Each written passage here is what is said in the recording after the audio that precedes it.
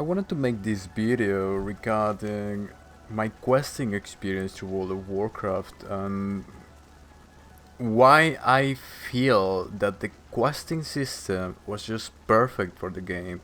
And something that truly bothered me or made me question about whether I wanted to play this game or not was the whole idea of what is known as theme park MMOs. I came into World of Warcraft with a lot of doubts because I think this, whenever you are doing quests and you see other people just doing the same thing as you, talking to the same NPC, it kind of loses a little bit in the game. And I felt that this was highly unimmersive and not something that I really wanted to participate in. But I'm still trying to figure out why World of Warcraft was different. I played old other MMOs that had this mechanic in them, and I felt it was absolutely horrible. The games felt very empty. These quests were only about very transcendental things, just pick 10 of these, or gather 15 of those, or kill pigs, or things of that sort. And World of Warcraft is no stranger to that. A lot of the quests were just like that, but there was something in it that made it quite different.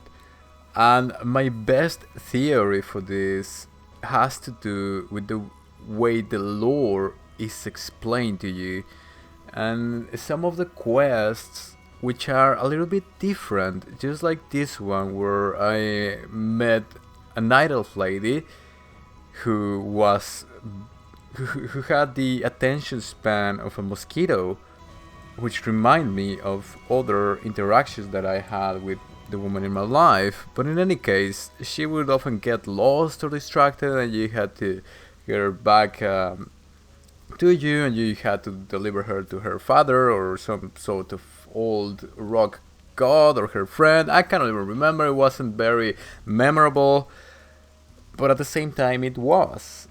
This is the struggle that I have with World of Warcraft. The lore is there. One of the reasons why I play these games and why I put time into them is because I'm very interested about the narratives that they explain to us. These worlds of fantasy have much more use and impact to people's lives than people commonly think of.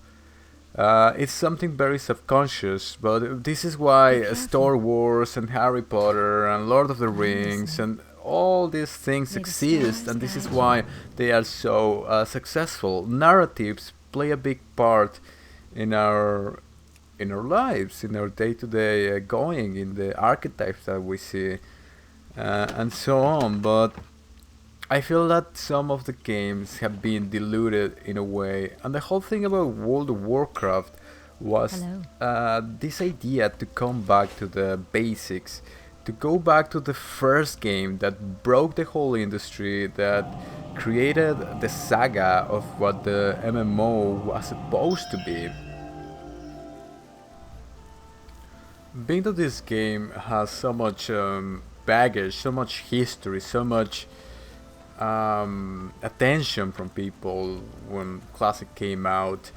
There's a lot of talk about how questing in this game was very hard, very time consuming, and at the same time, some people think it was very broken. We have to understand that this was one of the first times that this kind of game existed. They created this whole thing. And well, one of a very interesting thing is that they say that when WoW Classic was back then, people would play through the game. This time around, people were grinding through the game, and with no surprise, people have done this before. Most of the player base know everything about this, and they came up with the most efficient way to get levels. They would spam the main cities, let's just rush through the dungeons, let's just do AoE cleaving, and some other terms that I had no idea what they were about. And for me, this was a bit of a turn off to the whole game. But in any case, I decided to just go through the experience. For me, I was working kind of an odd job at the time. I had very bad schedules, and I had an off project, a project on the side. So usually I would come very late at night, play for 1 to 2 hours per day, except on the weekends. So for me, questing was the game. For me, it wasn't about end game or anything like that. For me, it was about the leveling, the questing experience. And I had a blast. For the first levels, all the way until 30 or 40, I ran with a friend that I met in game, which was something that I was not expecting to happen.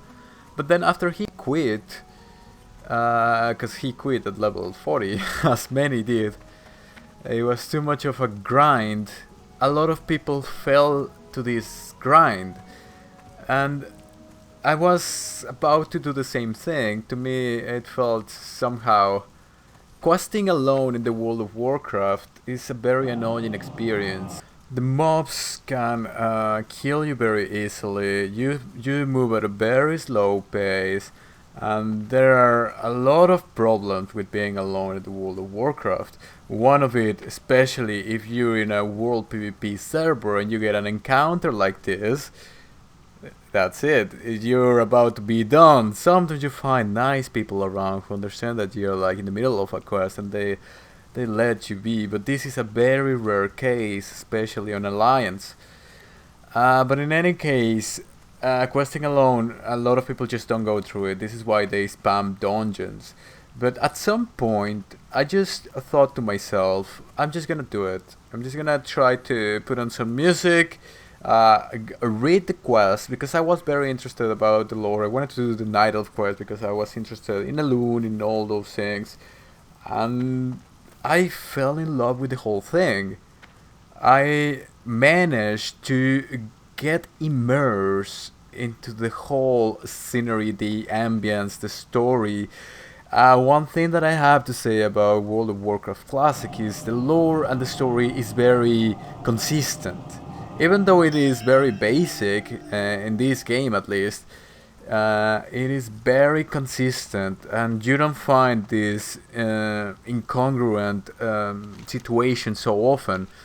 Everything is connected. You go from one place in the world to another place in the world, but everything kind of makes sense. A lot of games are gonna look at the success of World of Warcraft Classic and try to implement whatever it is that this game has into the game. So if something has to carry forward, is that consistency in the fantasy world, consistency in the narrative, that probably, as many complain from retail, got lost at some point. Yet, the main appeal of World of Warcraft is that while you are in this situation of being immersed in a fantasy world, you can, and it is very likely that you will run into another person trying to do the same things as you.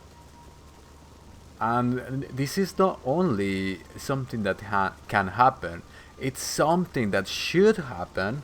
And this is why everything is so hard. This is why the game pushed. I've seen a lot of people complain about this fact that there are not enough questions, not enough quests of your level in order to progress. So you have to go and kill bears in the middle of the forest for 2 hours. And a lot of people were doing that, just leveling. But no, what they intended was for you to go to the higher level areas and find people, to make parties, and to go ahead and take on the perils of the world together as a party of adventurers, which is the whole premise of the Lord of the Rings and the other literature classics of the medieval fantasy genre. Indeed, when you found someone out there in the world that was doing the same thing as you, you, it happened that they weren't so annoying or toxic or anything like that, and you had a good interaction with them.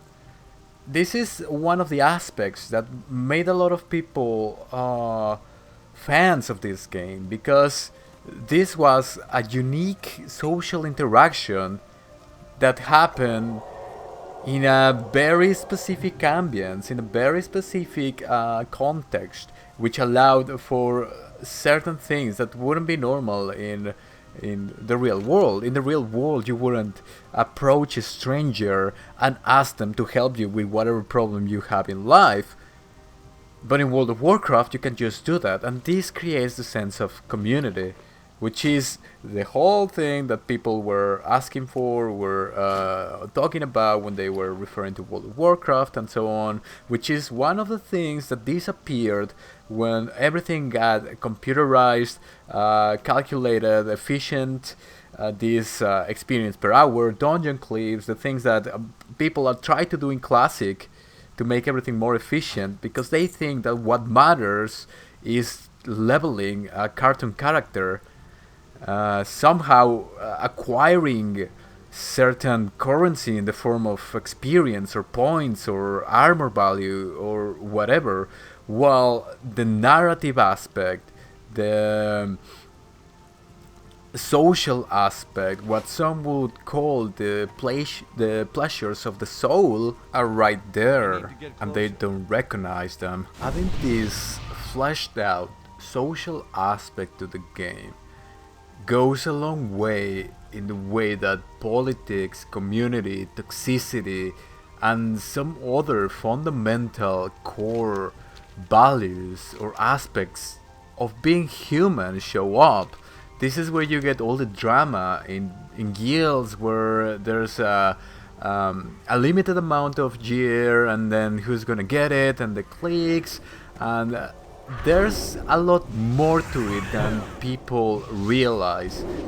Forming part of a community is something that a lot of people are lacking in today's society. This is not something that seems to be. This is the case. There are studies that have confirmed that indeed people are more isolated than ever. Societies are kind of broken nowadays, and we don't have the same community feelings that some of the previous generations had. This has to do with a lot of modern social variables that don't have anything to do with the game. It's real life stuff. But in any case, having a simulated environment of community seems to go a long way, because it gives us different opportunities to interact, whether to have a good interaction or a negative interaction depends totally on you. And people create real friendships, real communities. So for some other people like me, who I personally think that at least 85% of the population of current society are absolute morons, it is a very good opportunity to realize that perhaps I am the moron, and there's at least a small amount of people that are okay. And perhaps it is me who is the biggest moron. So it gives us a great opportunity to look into these interactions and to do some self-assessment as to how we are interacting with the people around us.